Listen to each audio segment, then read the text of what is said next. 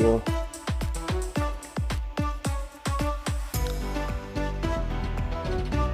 A nice little cheese foil.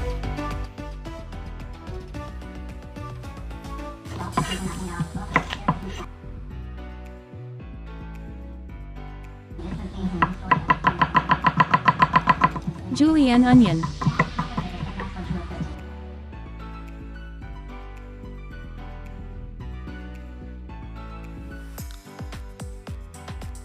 No crying.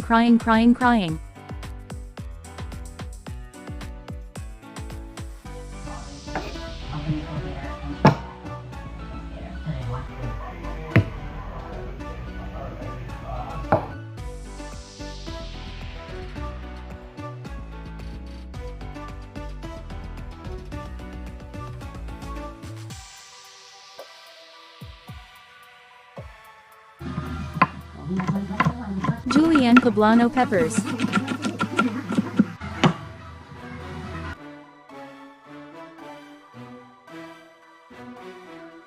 Smash and pound garlic.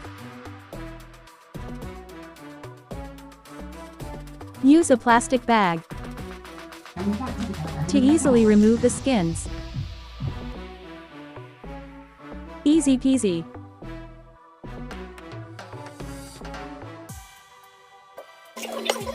Julienne shallot.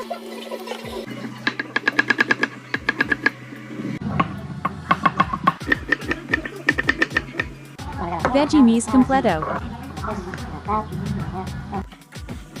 Garlic and arbol confit. Roasted garlic and chili. Confit added to mayo.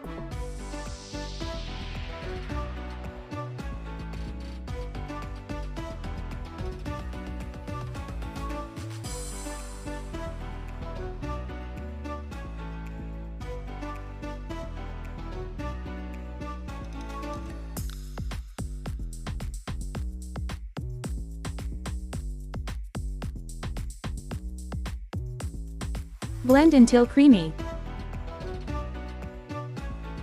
Add more oil to thin out.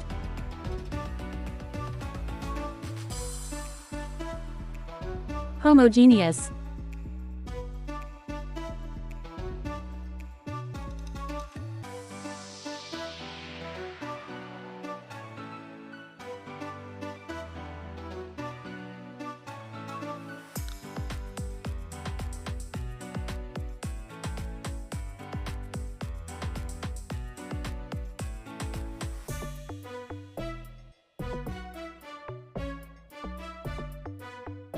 Sauté aromatics until caramelized.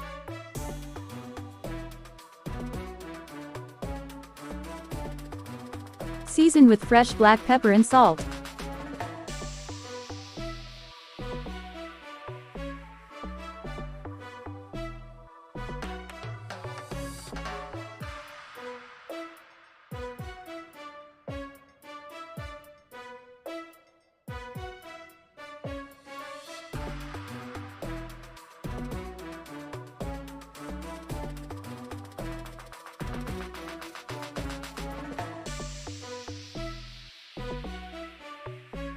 Add smoky paprika.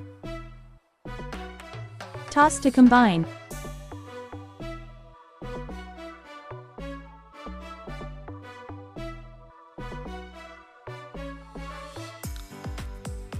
Set aromatic aside.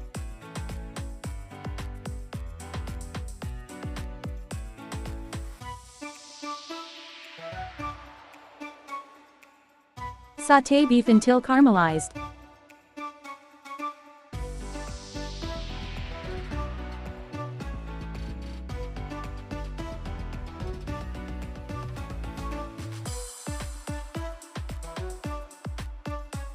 Season every step of the way.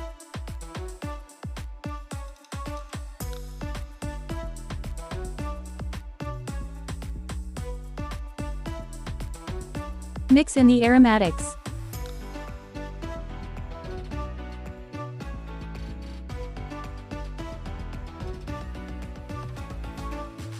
Add cheddar once cooled.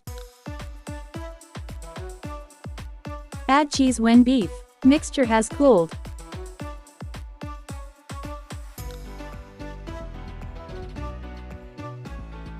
Mix cheese into cooled beef. Super wrap and chill until ready. To make empanadas. Okay, before we begin, it's not product placement or anything, but like if you're not doing the hand braiding or with the fork, this is probably the best empanada maker I've ever used. This brand, Mum Song or whatever the hell it's called, is very good, and I'll show you how to do it, but let's just unbox it just so you see what you get. This is probably the best when you get it. Goes from 2 inches all the way to 6-inch ones, and this is like shark teeth. It looks like almost like a tiger shark if you look at it from this way. But you put your dough in here and you trim off the excess, and this is you know, a big guy, and you press down here and it really makes it sealed. And I haven't had any openers when I fry or bake them. Also comes with a really nice 6-inch ring if you're making your own dough, which we do a lot. And you know, highly recommend. Mum Song. Okay, it's not paid advertisement, but if you really are banging out a lot of empanadas, you get a few of these, you can make a couple hundred every hour simply with this guy here. So I highly recommend. Alright, so let's start with our traditional abuelita style. Just go back and forth, try to warm up the disco. This time we're using pre-made discos by Goya, the standard. These are the 6-inch ones because if you're using this machine, you can cut off the excess to get a good seal, and I'll show you that first. But if you want to do the abuelita style, which is crimping the edges with the braid, it's available here in our previous video, so check it out. Okay, so we're going to put about a good amount of meat in here, okay, because these are rather big. This is how I like to do it, okay, and if you're using the machine, you really don't have to put too much water. And I like to almost do it like a dumpling, where I'm holding it in my hand and then pushing down. Make sure you go from one side to the other to get all that air out, okay. So now that we've got all that air out, it's really good. Now you can put it in this machine here and kind of line up the edges. Make sure these are out like here. And you see how they have some overhang? And that's good because you will definitely get a tight seal with the end, just peel off the excess. If you're making your own dough, it's good because then you could re-roll it. So now we're going to push down, like I said, put all your weight down on it. Like really, this thing could really take a beating and a lot of pressure, okay? Now you see the excess here, okay? We're gonna peel this off. You see how it comes off just like that, okay? And then you take this out and then you have a beautiful little guy escaped there, okay? A nicely, beautifully made, braided empanada. And the good thing about these, especially if you're doing hundreds and hundreds and hundreds for catering or fairs or anything like that, consistency is key, okay? That messy fork stuff is very amateur, you know? If you're gonna do handmade stuff, do the braid, which like I posted before. It's also in the comments, the link to how we do the abuelita style. Okay, now let's make 500 more.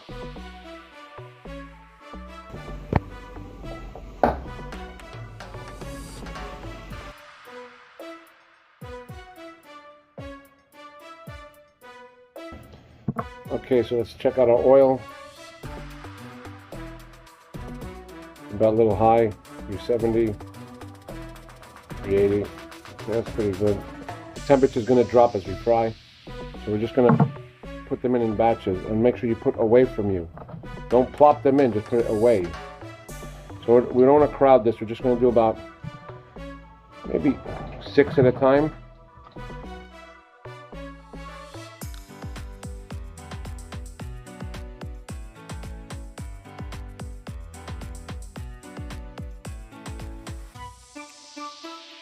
So now that we've frozen them a little bit, you see that they're not opening up. And the temperature will drop.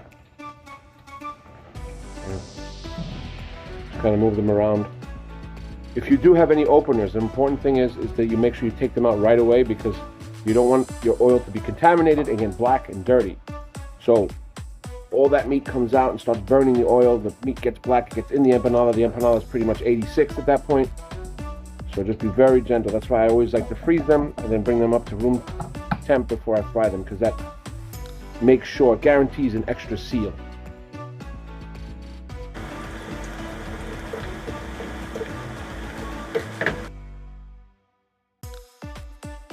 Alright, so these guys are about done now. I'm going to take them out. This is the perfect color that we want right here. Okay, because as they hold, they'll get a little darker. So make sure we drain them onto our paper towel. Okay. The paper towel is key because it will absorb all the excess oil and make it more crispy. Don't put it flat on anything or even a wire rack because you want the oil to get sucked up from the bottom of the empanadas. So let's take these all out.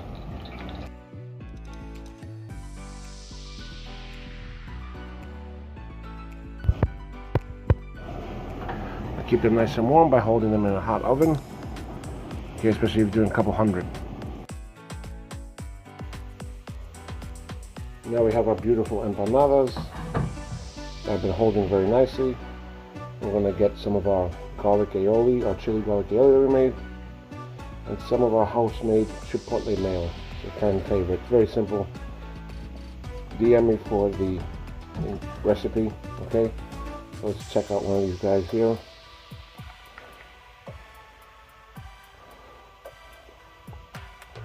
A nice little cheese pull there. I'm going to take this, ooh, so hot. A little bit of this. Ah!